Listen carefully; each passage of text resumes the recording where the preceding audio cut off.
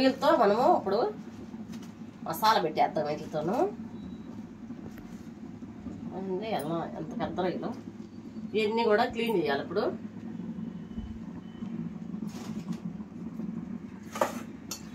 ఇవన్నీ కూడా క్లీన్ చేసేసాను. వాటర్ పోసేసి శుభ్రంగా కడిగి వేసుకోవాలి.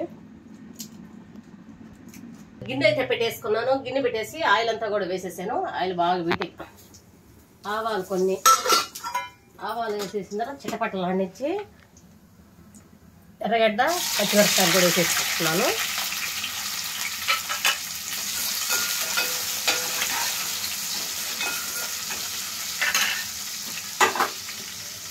వేసేసిన తర్వాత కొంచెం ఉప్పు కూడా వేసేసాను. తొందరగా అయితే వేగిపోయాయి, ఎర్రగా వచ్చేసాయి.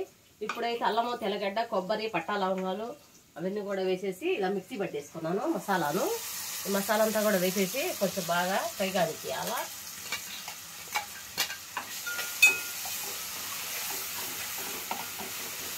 పోయింది. ఇప్పుడు టమాటాలు అయితే వేసేస్తున్నాము.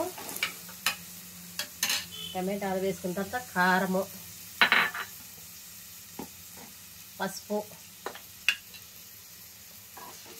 వేసేసుకున్న తర్వాత ఒక్కగా మొత్తం కూడా కలిపి వేసేసుకున్నాము. రొయ్యలు అయితే వేసేసుకున్నాము. రొయ్యలు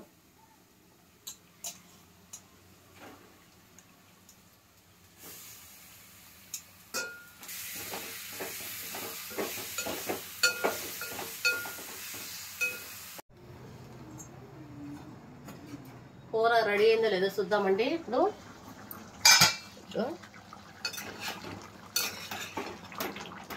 చిక్కగా అయితే వచ్చేసింది. ఇప్పుడైతే కొంచెం ఉప్పు చూస్తాము సరిపోయింది లేదండి కొంచెం ఉప్పు అయితే పట్టద్ది వేసేసాను. ఇప్పుడు లాస్ట్ కొత్తిమీర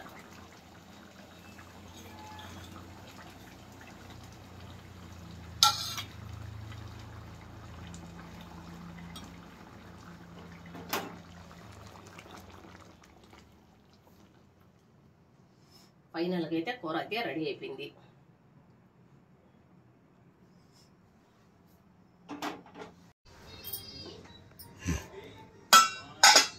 కూర అయితే రెడీ అయిపోయింది.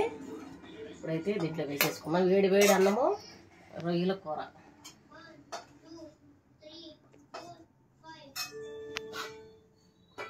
మా ఆయనకైతే అన్నం పెట్టేస్తున్నాయి. ఇప్పుడు